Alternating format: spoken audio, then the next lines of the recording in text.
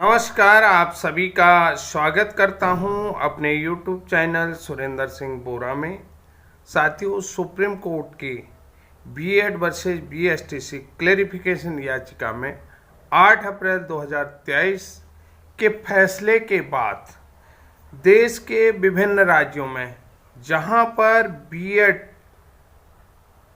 शिक्षक ज्वाइनिंग हैं, यानी कि एनसीटी के गजट 2018 के बाद जहां पर बीएड शिक्षक नौकरी कर रहे हैं और जिनका मैटर हाई कोर्ट में सब्जेक्ट टू आउटकम है, तो ये एक बहुत बड़ा इशू बना दिया गया है कि सब्जेक्ट टू आउटकम को लेकर के तमाम तरीके के इश्यूज यहाँ पर चल रहे हैं। और बहुत सारे बड़े बड़े यूट्यूबरों ने तो उनको क्या है कि सब्जेक्ट टू आउटकम की पावर क्या होती है हाई कोर्ट में, क्या उसकी पावर को आप जानते नहीं हैं, ये होगा वो होगा, फलाना होगा, डिस्का सारे बीएड वाले निकाले जाएंगे, सब मतलब सब्जेक्ट टू आउटकम है। देखिए, subject to outcome apex court का जब डिसीजन आता है तो उसके बाद सब्जेक्ट टू आउटकम का कोई मायने नहीं रख जाता है, कि बहुत सारे एडवोकेटों ने भी इस बात को बताया होगा और मैं भी आपको बता रहा हूँ।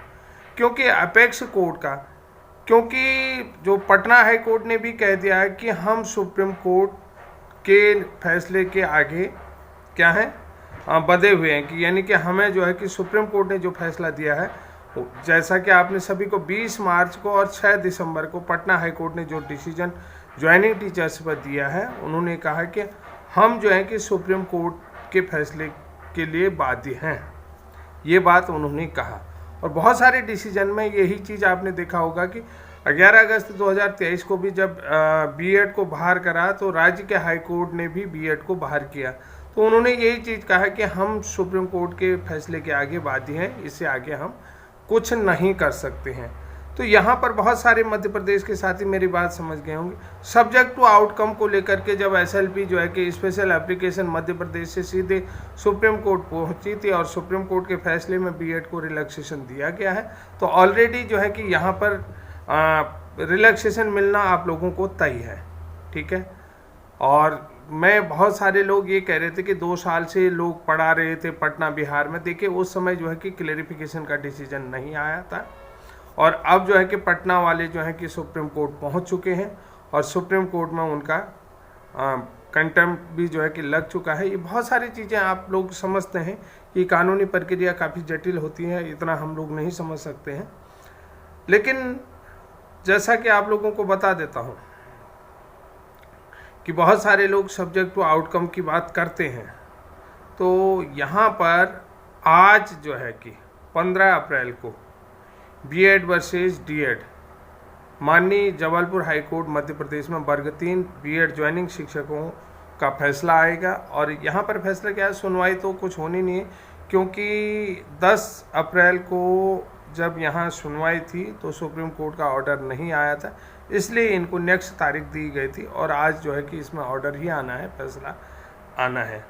आपने देख लिया, क्योंकि मैं बहुत ज़्यादा बात नहीं करूंगा आप लोगों से, सीधा कहूंगा कि सुप्रीम कोर्ट का जो डिसीजन होगा उस डिसीजन के आगे बाध्यकारी। तो लेकिन बहुत सारे लोगों ने उत्तराखंड को लेकर के भी मैं यहाँ पर चर्चा करूँगा कि उत्तराखंड हाई कोर्ट के फैसले को लेकर भी तमाम यूट्यूबरों ने जो है कि वीडियो बनाया था कि उत्तराखंड में बीएड ज्वाइनिंग टीचर्स बाहर हो गया क्योंकि वहाँ मैटर सब्जेक्ट टू आउटकम था। और ये तमाम चीज़ें कि आपने देखा कि जिस दिन 10 अप्रैल को क्लेरिफिकेशन याचिका था, उससे पहले उत्तराखंड का जयवीर सिंह का केस था और जयवीर सिंह का जो केस था उसको जो है कि डिस्पोज कर दिया। तो उन्होंने कहा कि नहीं, उत्तराखंड वाले निकाल दिए गए हैं, वो जो है कि ज्वाइनिंग टीचर। सबसे पहली बात मैं आपको बता देता हूँ, जयवीर सिंह का मैटर पहले एनआईओएस डीएलएड वाला मामला था कि बीएड जहाँ पर भर्ती में शामिल है तो बीएड वालों की सीटें खाई जा रही थी, बीएड वालों की सीटें नहीं मिल रही थी, क्योंकि प्राप्त में एनआईओएस डीएलएड को लेने पर जो है कि बीएड को कंसीडर नहीं किया जाता। इसके अगेंस्ट जो है कि जयवीर सिंह का सुप्रीम कोर्ट गया, तो सरकार के ऊपर दबाव बना करके जयवीर सिंह ने सरकार से एसएलपी करवाई कि एनआईओएस डीएलएड को नहीं लिया जाए, तो एनआईओएस डीएलएड बाहर हुआ।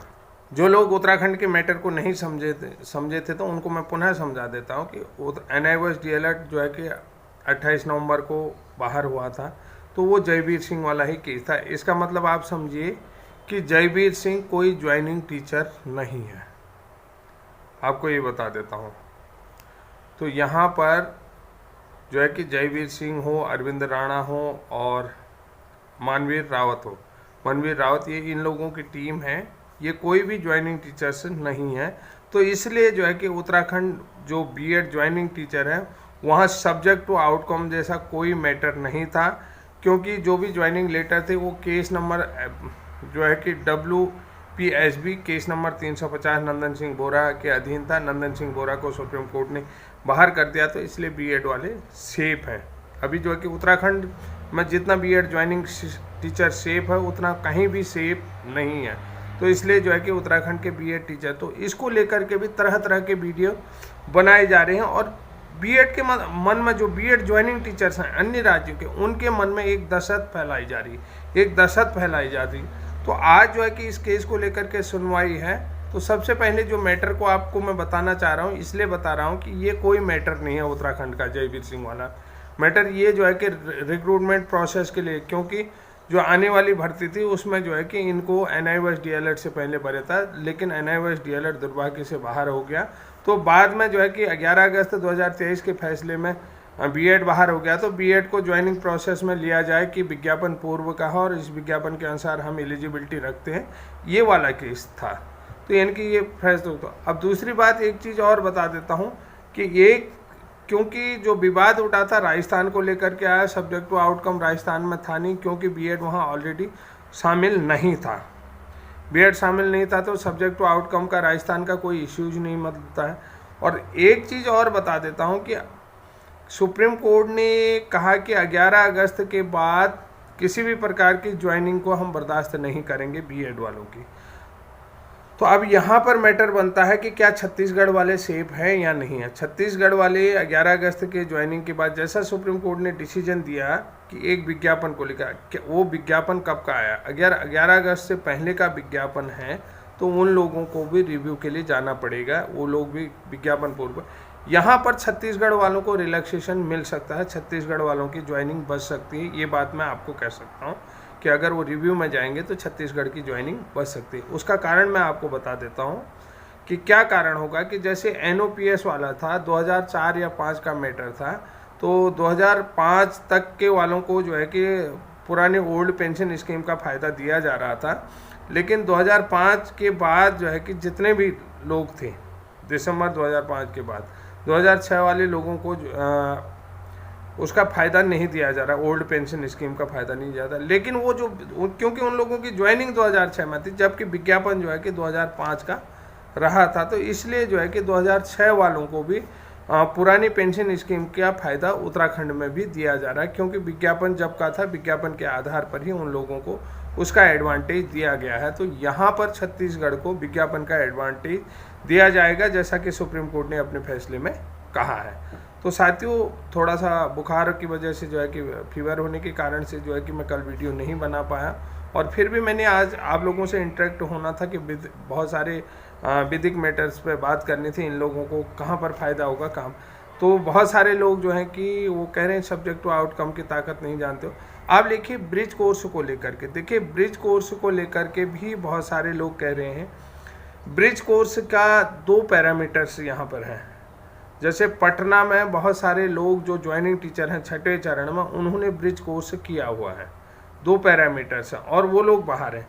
अब यहाँ पर जो है कि बहुत सारे यूट्यूबर क्या कह रहे हैं कि केवल वही ज्वाइनिंग टीचर्स को ब्रिज कोर्स कराया जाएगा जिनकी ज्वाइनिंग 11 अगस्त से पहले हुई है, 11 अगस्त के बाद नहीं हुई है, और जो बाकी किसी को भी ब्रिज कोर्स का कोई लाभ नहीं मिलेगा, कोई फ़ायदा नहीं मिलेगा। ये भी बात करी है कि ये पैरामीटर्स यहाँ पर आ रहे। सबसे पहली बात बता रहा हूँ कि जो 11 अगस्त 2023 का जजमेंट आया उसमें ब्रिज कोर्स के तथ्य छुपाए गए थे, वो तथ्य बिल्कुल साफ रखे नहीं गए थे ब्रिज कोर्स को लेकर के।